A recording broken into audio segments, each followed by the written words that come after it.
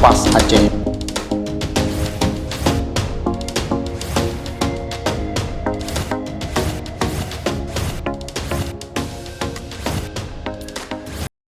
Syedara Tua, rapat pesabi barih atau konsolidasi Majlis Pimpinan Wilayah MPW ngon Majlis Pimpinan Cabang MPC PAS Aceh Kabupaten Aceh Tengah ke pelengkap syarat verifikasi faktual KIP neteka Ketua MPP Tan Fiziah Tu Burkhaini ngon Ketua MPP Mustasyar Abi Hidayat Muhyiddin Wali serta Wakil Sekjen Tengku Hamdan Budiman.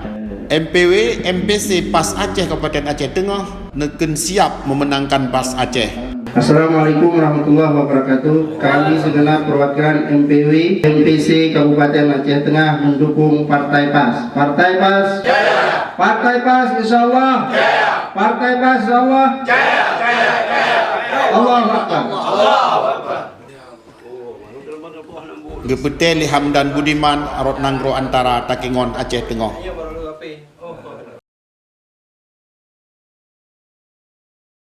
Para pendukung Partai PAS Aceh, subscribe channel kami. Assalamualaikum warahmatullahi wabarakatuh.